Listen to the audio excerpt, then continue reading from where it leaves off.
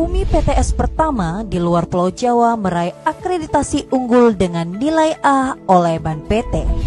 Universitas Muslim Indonesia, lembaga pendidikan dan dakwah, memiliki peran besar dalam menghasilkan sumber daya manusia yang berkualitas, berilmu amaliyah, beramal ilmiah, dan berakhlakul karimah, berdaya saing di era global, dan mengisi lapangan kerja di berbagai sektor, serta berguna bagi nusa bangsa dan agama.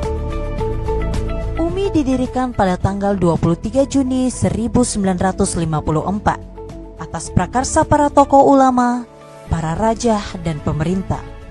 Kiprah Universitas Muslim Indonesia UMI Makassar sebagai universitas muslim swasta terbesar di kawasan Indonesia Timur dengan ciri khas keislaman, senantiasa mengedepankan aspek keilmuan dan profesionalisme yang diwarnai dengan perpaduan kecerdasan otak, moral, dan spiritual. UMI terus berinovasi dalam meningkatkan kualitas mutu dengan menyiapkan diri dengan 17 program studi yang telah terakreditasi A untuk akreditasi program studi ASEAN University Network Quality Assurance atau AUN-QA. UMI memiliki daya tarik dan masih terus dipercaya di tengah persaingan yang makin ketat di antara perguruan-perguruan tinggi negeri maupun swasta se-Indonesia. UMI saat ini membina mahasiswa 20.735 orang.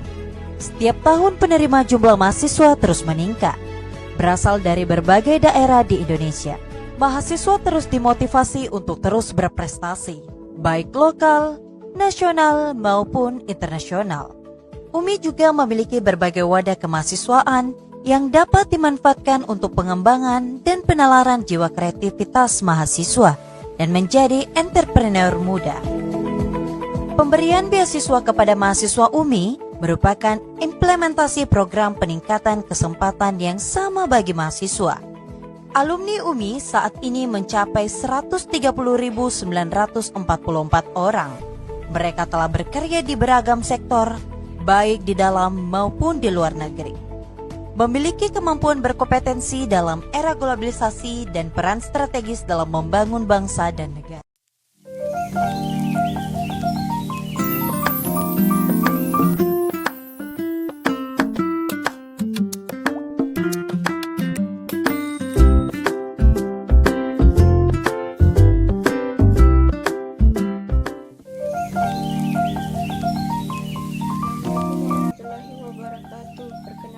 Saya Anggi Israini, Stambuk 083 2019 0110 dari kelas C5 Agribisnis Fakultas Pertanian Universitas Muslim Indonesia.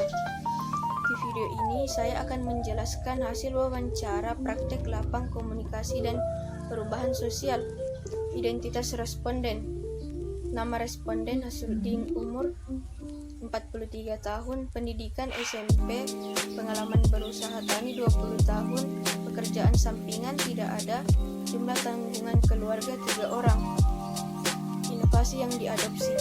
Sebutkan inovasi-inovasi apa saja yang sudah Anda terapkan dalam kegiatan usaha tani, yaitu sistem tanam jajar legowo. Di antara inovasi tersebut yang dipilih adalah sistem tanam jajar legowo. Berikutnya proses adopsi inovasi. Sejak kapan Anda mendengar inovasi tersebut? Sejak tahun 2017. Dari mana pertama kali Anda mendengar inovasi tersebut? Dari tokoh masyarakat. Kepada siapa Anda mencari informasi lebih lanjut tentang inovasi tersebut? Pada penyuluh pertanian. Sejak tahun berapa Anda mencoba dan mengadopsi inovasi tersebut? Sejak tahun 2018. Berikanlah penilaian tentang inovasi tersebut di atas, yaitu meningkatkan produksi dan kualitas gabah. Berikutnya jaringan komunikasi. Pertama, key informan. Jaringan komunikasi antara sumber informasi dengan responden. Sumber informasi yang pertama, Haji Minahati, umur 50 tahun, pendidikan S1, status sosial PPL. Kedua, Haji umur 55 tahun, pendidikan S1, status sosial PPL. Inovasi apa yang sering Bapak diskusikan dengan key informan? Pemberantasan hama dan penyakit. Bagaimana respon key informan informan dalam mempercepat proses inovasi? Responnya sangat baik. Ungkapkan alasan jika keinforman tidak merespon suatu inovasi. Jika keinforman tidak merespon suatu informasi, maka petani tidak akan berkembang. Jelaskan hubungan antara inovasi petani dan keinforman. Hubungannya